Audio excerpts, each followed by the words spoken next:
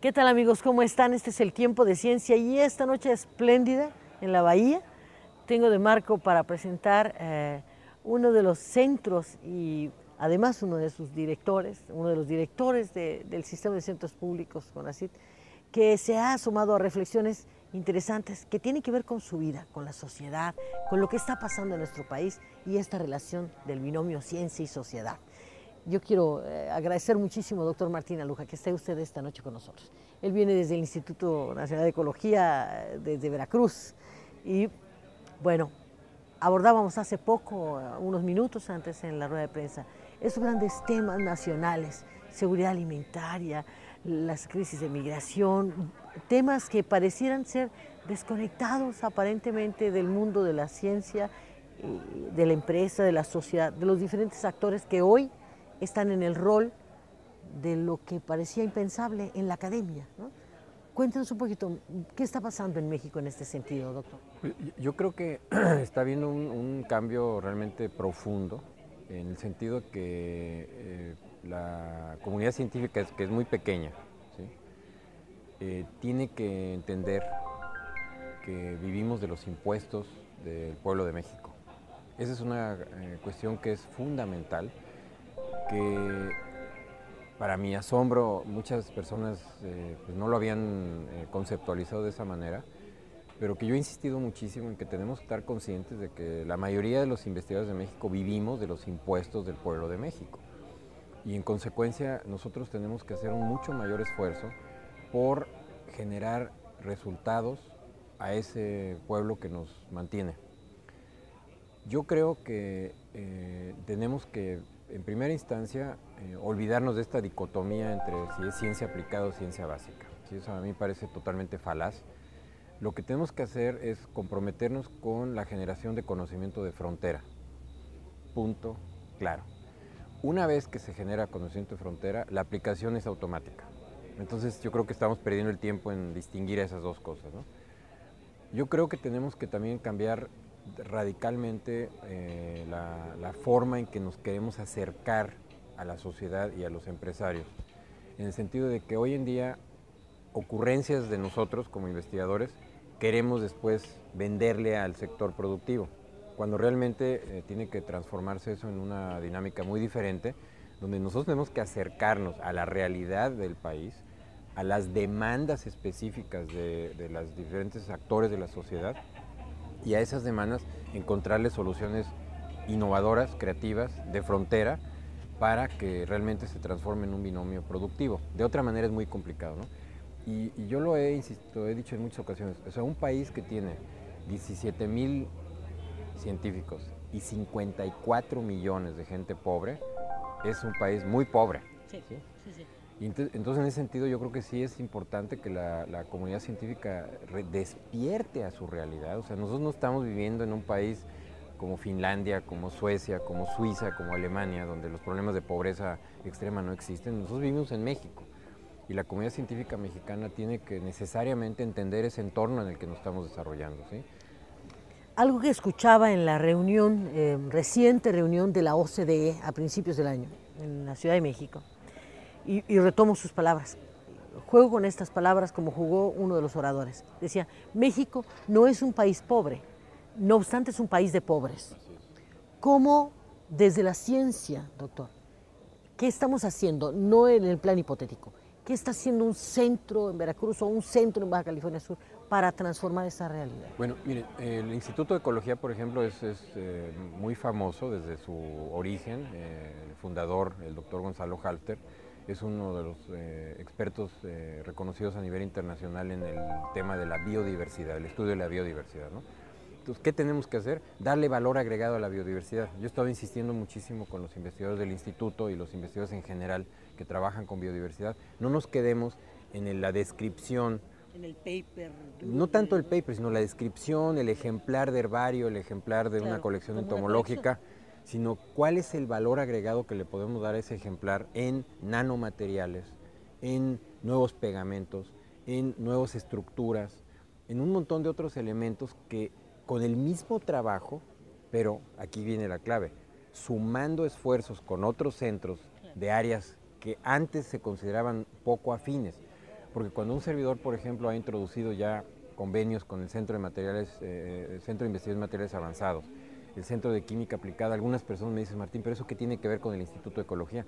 Le dije, tiene muchísimo que ver, porque mediante la tecnología que tiene el Centro de Investigación de Materiales Avanzados, los equipos que tiene el Centro de Química Aplicada, vamos a poder estudiar con muchísima mayor precisión todos los elementos de la biodiversidad que existen en el entorno y darles ese valor agregado. Ahí están las nuevas patentes, los nuevos nanomateriales, las nuevas estructuras, los nuevos pegamentos para operaciones de corazón abierto, etcétera, etcétera. Porque realmente la naturaleza pues ya inventó prácticamente todo. Es proveedora, es la gran farmacia, ¿no? Hay que ir por ella, ¿no? Entonces lo que tenemos que hacer como comunidad científica, yo he insistido muchísimo que tenemos que troquelar de manera diferente a los niños y a los estudiantes de licenciatura. Yo creo que uno de los grandes defectos que yo percibo en el sector educativo es que hoy en día todavía troquelamos a los jóvenes con una visión totalmente abstracta y poco aterrizada del conocimiento científico, ¿no? Entonces, cuando uno, por ejemplo, le plantea a un investigador joven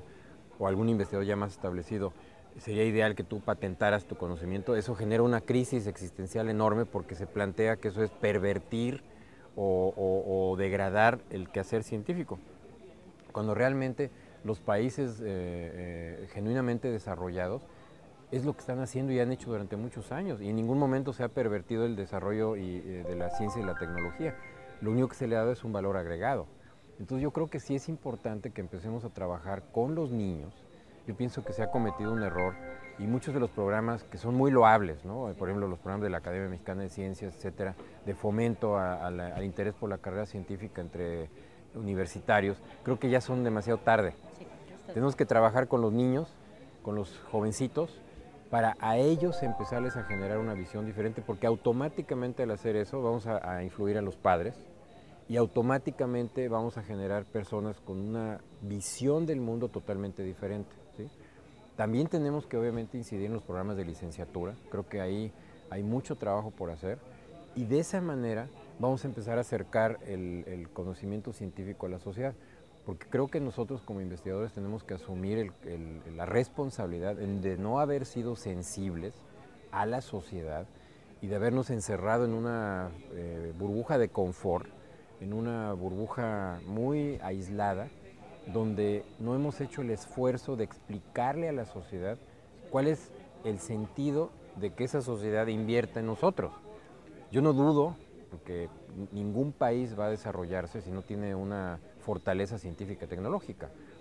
México es patético, o sea, digo, un país con 114 millones de habitantes que tenga 17,000 investigadores reconocidos, vaya, estamos, es escalofriante la bueno, cifra, en abismal. un subdesarrollo de veras descomunal, ¿no? Entonces, no es tanto cuestionar el valor de la ciencia, eso es una cuestión de perder el tiempo.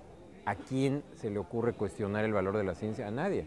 El desarrollo económico depende del desarrollo científico y tecnológico, ¿no? Doctor, yo he citado una y otra vez una aterradora cifra que me despertó hace 2 años en enero. 70 y tantos % de la población en México no cree en los científicos. Además, cree que los científicos son peligrosos para este país. Usted ha dado en el clavo, ha hablado de educación, ha hablado de niños, ha hablado de no llegar tan tarde acercando a la ciencia. Doctor, pero ¿y el ama de casa, el chofer, el que está trabajando en la albañilería? ¿Cómo hacer para que incorpore ese concepto, la cultura científica? ¿Cómo impulsar una verdadera cultura científica? Mire, le voy a dar un ejemplo concreto del Instituto de Ecología. Nosotros firmamos un convenio con los taxistas de Jalapa para que sean promotores del Instituto de Ecología. ¿Cómo lo logramos? Nosotros le otorgamos una membresía vitalicia para el taxista y su familia para ingresar al Jardín Botánico de manera gratuita, a cambio de que sean promotores de las actividades científicas del Instituto de Ecología. Ahora, ¿cómo logro yo convencer a un taxista que eso vale la pena? Ahí está la gran pregunta, ¿sí? Entonces, yo tengo que utilizar un lenguaje que esta persona comprenda y se emocione por el valor agregado. Le voy a dar muchos ejemplos que estamos desarrollando, y el instituto es un ejemplo, pero el CIBNOR es otro ejemplo. En muchos sentidos, los centros públicos de investigación estamos haciendo cosas maravillosas que la sociedad no conoce. El caso del nemato dorado de la papa, ¿sí? El nemato dorado de la papa es tan grave que todo el Bajío de México dejó de producir papas. Una enfermedad para nuestro público. Así es un problema que ataca las papas, es una especie de gusano que se enquista y que genera una serie de problemas a la papa, ¿no? Este problema generó que grandes superficies del país ya no puedan producir papa. ¿Eso qué implica? En zonas rurales, que la gente que pierde su sustento se vaya al bosque a tumbar árboles porque de algo tiene que vivir. Y en otras zonas es que estamos importando cantidades industriales de papas porque en México no somos competitivos. Con el estudio de la biodiversidad de los hongos en la zona de Perote, Veracruz, encontramos un agente altamente tóxico, para que la gente me entienda, contra esta enfermedad de la papa. Natural, 100% natural. Y hoy en día ya tenemos 2 patentes relacionadas con este producto y estamos próximos a iniciar una serie de pruebas en Estados Unidos, Canadá e Inglaterra, que si son efectivas, probablemente una empresa con la que tenemos un convenio firmado, mexicana, va a producir un producto para la empresa más grande a nivel mundial, productora y procesadora de papa, a través del conocimiento de la biodiversidad, ¿sí? Otro ejemplo que el instituto ha desarrollado muy interesante es, todo el mundo sabe esta historia larga de que durante 80 años México no podía exportar aguacate a Estados Unidos, ¿no? Y entonces, con una investigación relativamente sencilla, logramos demostrar que el argumento del socio comercial Estados Unidos era falaz, no tenía ningún sustento científico. Con una inversión de $1 millón por parte de los productores de aguacate de Michoacán, se logró abrir un mercado que hoy en día en acumulado ha generado ganancias de arriba de $4.500 millones en menos de 7 años. O sea, la tasa de retorno de una inversión puntual, con un tiro de precisión, de $1 millón está generando más de $4.000 millones de ingresos y más de 25,000 empleos creados a través de este conocimiento, ¿no? Y eso es lo que México tiene un potencial ilimitado de generación de conocimiento que va a resolver problemas de índole económico.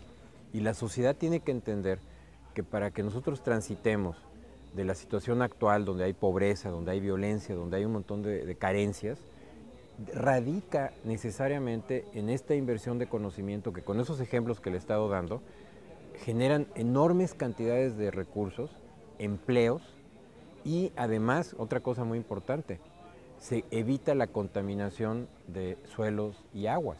Entonces, la ciencia y la tecnología tienen enormes ventajas para la sociedad. Y yo creo que lo que nos ha faltado es tratar de acercarle de manera inteligente, de manera mucho más sencilla a la sociedad estos valores agregados. Desde luego. Doctor, el tiempo que es nuestro tiempo de ciencia, nuestro programa, llega a su fin. Yo quiero agradecerle muchísimo, de verdad, que se haya tomado usted este espacio para platicar y ayudarnos a reflexionar en voz alta en algo que ya se está convirtiendo, por fortuna, una voz más frecuente en los pasillos. La ciencia, ¿qué tiene que ver conmigo? ¿Qué tiene que ver con usted? Muchísimas gracias y gracias nuevamente a usted, doctor. No, gracias a usted y saludos al público. Gracias. El CIBNOR en Estampas. Las colecciones biológicas constituyen la fuente básica de las investigaciones biosistemáticas. El Centro de Investigaciones Biológicas del Noroeste cuenta con una reserva ecológica y varias colecciones biológicas.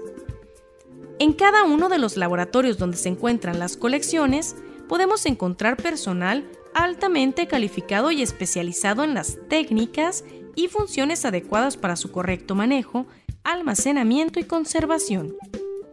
Las colecciones biológicas del CIBNOR son patrimonio natural de la región de Baja California Sur y del país.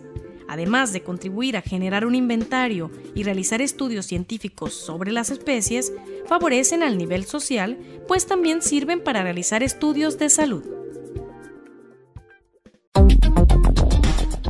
El CIBNOR en Estampas.